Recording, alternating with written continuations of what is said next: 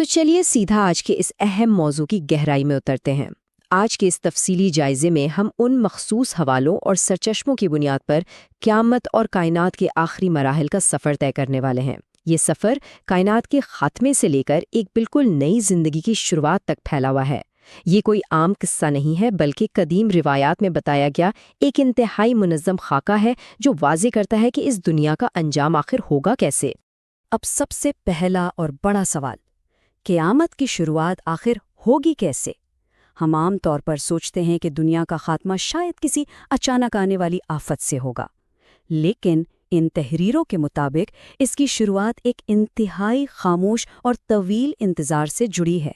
بتایا گیا ہے کہ ایک بے پناہ جسامت والا فرشتہ کائنات کی تخلیق کے پہلے دن سے ہی اپنا جسم جمائے، بنا پلک جھپکائے صرف ایک آخری حکم کا انتظار کر رہا ہے۔ اب سوچئے، وہ فرشتہ آخر ہے کون؟ پہلا حصہ، فرشتہ اور سور۔ تو یہ فرشتے حضرت اسرافیل ہیں۔ ان ذرائع میں ان کا جو روپ بیان کیا گیا ہے وہ حیران کن ہے۔ بتایا گیا ہے کہ ان کے بے شمار پار ہیں، جن کا پھیلاؤ مشرق سے لے کر مغرب تک ہے، اور ان کے ہاتھ میں ایک سور ہے۔ یہ سور، جو کہ ایک نایاب سفید موتی یا کسی بہت ہی بڑے سینگ کی شکل کا ہے، اس قدر وسیع ہے کہ اس کے اندر زمین اور آسمان دونوں بآسانی سما جائیں۔ اور اس سور کی سب سے حیرت انگیز بات پتہ کیا ہے؟ اس کے اندر ہر اس روح اور سانس لینے والے وجود کے برابر سوراخ موجود ہیں جو اس کائنات میں کبھی پیدا کیے گئے تھے۔ یہاں ایک بہت اہم پوائنٹ ہے، حضرت اسرافیل کا مقام آخر کیا ہے؟ حوالہ جات بتاتے ہیں کہ وہ فرشتوں میں اللہ کے سب سے زیادہ قریب مانے جاتے ہیں۔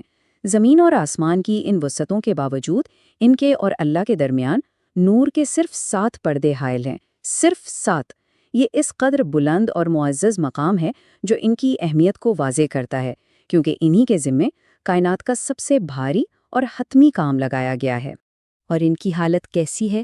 ان ذرائع کے مطابق جب سے انہیں یہ سور دیا گیا ہے، ان کے کھڑے ہونے کا انداز بالکل تبدیل نہیں ہوا۔ ان کا دایاں پاؤں عرش کے نیچے ہے، بایاں پاؤں آگے کی طرف ہے، اور سور ان کے منہ سے لگا ہوا ہے۔ وہ بنا پلک جھپکائے اپنی نگاہیں جمائے صرف اس انتظار میں ہے کہ کب انہیں سور پھونکنے کا حکم ملے۔ ایک بہت ہی دلچسپ روایت یہ بھی ملتی ہے کہ جب فرشتوں کو حضرت آدم کو سجدہ کرنے کا حکم ملا تھا تو اسرافیل وہ پہلے فرشتے تھے جنہوں نے سجدہ کیا، اور اس فرمانبرداری کے انعام کے طور پر پورا قرآن ان کی پیشانی پر لکھ دیا گیا۔ دوسرا حصہ، پہلا سور، یعنی کائنات کی تباہی۔ آخرت کا یہ پورا سلسلہ ایک بہت ہی منظم خاکے پر مبنی ہے جسے 4 مراحل میں تقسیم کیا گیا ہے۔ پہلے سور سے تباہی، پھر ایک طویل خاموشی، اس کے بعد دوسرے سور سے زندگی کی واپسی، اور آخر میں فیصلے کا دن یعنی روز قیامت۔ یہ ترتیب اس پورے کائناتی سفر کو سمجھنے میں ہماری بہترین مدد کرتی ہے۔ جب پہلا سور پھونکا جائے گا تو یہ سورسز کہتے ہیں کہ شروع میں اس کی آواز بہت ہی سریلی اور میٹھی ہوگی، ہر جاندار اسے سن کر متوجہ ہو جائے گا، لیکن پھر اچانک یہ آواز ایک انتہائی بھیانک اور جان لیوا دھماکے میں بدل جائے گی۔ اس کی شدت اس قدر خوفناک ہوگی کہ دماغ پھٹ جائیں گے، ڈر کے مارے حاملہ عورتوں کے حمل گر جائیں گے، پہاڑ جو اتنے مضبوط لگتے ہیں وہ روئی اور دھول کی طرح اڑنے لگیں گے، سمندر ابل پڑیں گے اور ستارے ریزہ ریزہ ہو جائیں گے، یعنی پوری کائنات میں موت کا راج ہوگا۔ اب آپ سوچیں گے کہ سب کچھ ختم ہو گیا، لیکن نہیں۔ اس ہولناک تباہی کے فوراً بعد بھی کائنات میں مکمل سناٹا نہیں ہوگا۔ یہ تحریریں اس بات کو واضح کرتی ہیں کہ اس پہلی تباہی کے بعد 8 ایسی چیزیں ہیں جو باقی رہیں گی: اللہ کا عرش، کرسی، لوح، قلم، جنت، جہنم، خود وہ سور جسے پھونکا گیا تھا، اور تمام روحیں، یہاں تک کہ اس وقت جو 4 سب سے بڑے اور مقرب فرشتے ہیں وہ بھی زندہ ہوں گے۔ لیکن آخرکار ان مقرب فرشتوں کو بھی موت کا حکم دیا جائے گا۔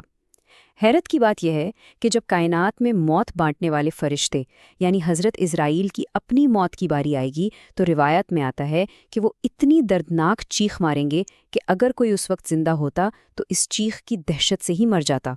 ان کے آخری الفاظ کچھ یوں بیان کیے گئے ہیں: اگر مجھے معلوم ہوتا کہ موت کی تکلیف اتنی شدید ہے تو میں مومنوں کی روحیں زیادہ نرمی سے قبض کرتا، اور بس اس کے ساتھ ہی کائنات کا آخری جاندار وجود بھی ختم ہو جائے گا۔ تیسرا حصہ، خاموشی اور صرف اللہ کی ذات۔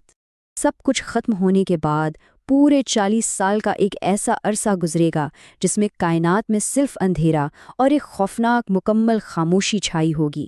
کوئی حرکت نہیں، کہیں سے کوئی آواز نہیں، تمام کائنات، تمام تکبر اور غرور سب مٹی میں مل چکے ہوں گے۔ ان 40 سالوں کے دوران اس پورے وجود میں صرف اور صرف ایک ہی ذات باقی ہوگی، اور وہ کائنات کے خالق کی ذات ہے۔ پھر اس طویل اور گہری خاموشی کو چیرتے ہوئے اللہ کی آواز گونجے گی، آج کے دن کس کی بادشاہت ہے؟ کہا گئے وہ متکبر اور جابر حکمران۔ پوری کائنات میں کوئی جواب دینے والا نہیں ہوگا۔ پھر وہ خود ہی اپنا جواب دیں گے، صرف ایک اللہ کی، جو واحد اور سب پر غالب ہے۔ یہ کائنات کی تاریخ کا وہ آخری سچ ہے جو دنیا کی ہر طاقت، ہر مرتبے اور رتبے کی حقیقت کو بالکل بے نقاب کر دیتا ہے۔ چوتھا حصہ، دوسرا سور یعنی دوسری زندگی کی شروعات۔ اب یہاں آ کر کہانی پلٹتی ہے۔ پہلے اور دوسرے سور میں ایک بہت ہی گہرا تضاد ہے۔ دیکھیے، پہلا سور کائنات کو لپیٹ دینے کے لیے تھا، اس میں خوف تھا، پہاڑوں کا غبار میں بدل جانا شامل تھا، جبکہ دوسرا سور بالکل اس کے برعکس زندگی کی علامت ہے۔ جیسے ہی یہ دوسرا سور پھونکا جائے گا، تمام مردہ جسموں میں روحیں واپس ڈال دی جائیں گی، اور انسانیت ایک عجیب خوف اور گھبراہٹ کے عالم میں فوراً اس آواز کی طرف دوڑ پڑے گی۔ ذرائع تصویر کشی کرتے ہیں کہ لوگ اپنی قبروں سے بالکل اسی حالت میں اٹھیں گے جیسے وہ اس دنیا میں پیدا ہوئے تھے، بنا کسی لباس کے، ننگے پاؤں، حیران اور پریشان۔ ہر شخص صرف اور صرف اپنی فکر میں مبتلا ہوگا اور میدان حشر کی طرف بے ساختہ بھاگ رہا ہوگا۔ ذرا تصور کیجئے، دنیا کی ابتدا سے لے کر اس کے اختتام تک کا ہر ایک انسان اس ایک وسیع میدان میں جمع کیا جائے گا۔ اور اس میدان حشر کی شدت کا اندازہ آپ اس بات سے لگائیے کہ ذرائع کے مطابق سورج کو زمین سے صرف 1 میل کے فاصلے پر لا کھڑا کیا جائے گا۔ گرمی اور تپش کی شدت اپنے عروج پر ہوگی، لوگ اپنے ہی دنیا کے اعمال کے حساب سے اپنے پسینے میں ڈوبے ہوں گے، کوئی ٹخنوں تک تو کوئی گھٹنوں تک۔ لیکن یہیں پر ایک امید کی کرن بھی ملتی ہے۔ بتایا گیا ہے کہ نیک لوگوں کے لیے وہ 50,000 سال کا لمبا دن صرف چند لمحوں جیسا محسوس ہوگا۔ پانچواں حصہ، حشر اور حتمی فیصلے کا دن۔ فیصلے کے دن میں حوالے 2 بہت ہی سخت مراحل کا ذکر کرتے ہیں، میزان اور پل صراط۔ میزان وہ انصاف کا ترازو ہے جہاں انسان کے نیک اور بد اعمال کو باریکی سے تولا جائے گا۔ اگر کسی نے دنیا میں کسی کے ساتھ تھوڑی سی بھی زیادتی کی ہوگی تو اس کی نیکیاں چھین کر مظلوم کے پڑڑے میں ڈال دی جائیں گی۔ اور پھر آتا ہے پل صراط، جو کہ دوزخ کے اوپر سے گزرنے والا ایک انتہائی پر خطرہ راستہ ہے۔ ہر ایک انسان کو وہاں سے گزرنا ہی ہوگا، اور صرف وہی لوگ اسے کامیابی سے پار کر سکیں گے جن کے اعمال ان کے ساتھ ہوں گے۔ آخر کار ان ذرائع کی روشنی میں اس حتمی فیصلے کے صرف 2 ہی نتیجے نکلیں گے۔ کامیاب لوگ جن کا اعمال نامہ ان کے دائیں ہاتھ میں دیا جائے گا، ان کی منزل جنت ہوگی، جہاں دودھ اور شہد کی نہریں اور ابدی سکون ہوگا۔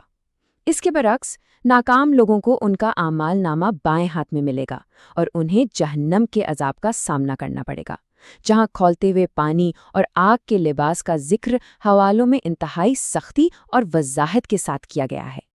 لیکن یہاں ایک سوال پیدا ہوتا ہے، ان لوگوں کا کیا ہوگا جن کی نیکیاں اور برائیاں بالکل برابر نکل آئیں؟ ان کے لیے ایک بہت ہی مخصوص مقام کا ذکر ملتا ہے جسے آراف کہتے ہیں۔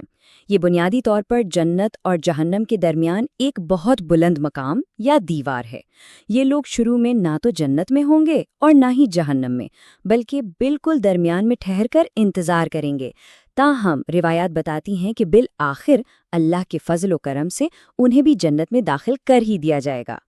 ان تمام تفصیلی مراحل کو جاننے کے بعد ہم اس جائزے کے اختتام پر پہنچتے ہیں، لیکن یہ پوری معلومات ہمیں ایک بہت ہی گہرے اور اہم سوال پر لا کر کھڑا کر دیتی ہے۔ اگر آج کوئی انسان اس کائناتی انجام، اسرافیل کے اس طویل انتظار اور اعمال کے اس شفاف ترازو کی حقیقت کو واقعی جان لے، تو سوچنے کی بات یہ ہے کہ اس علم کا ہماری آج کی اس تیزی سے گزرتی زندگی پر کیا اثر پڑنا چاہیے۔ کیا صرف اس بات کا شعور ہی ہماری روزمرہ کی ترجیحات اور ایک دوسرے کے ساتھ ہمارے رویوں کو بدلنے کے لیے کافی نہیں ہے؟ یہ حقیقت میں ایک ایسا سوال ہے جو ہر اس شخص کو اپنے آپ سے پوچھنا چاہیے جو اس کائنات کا حصہ ہے۔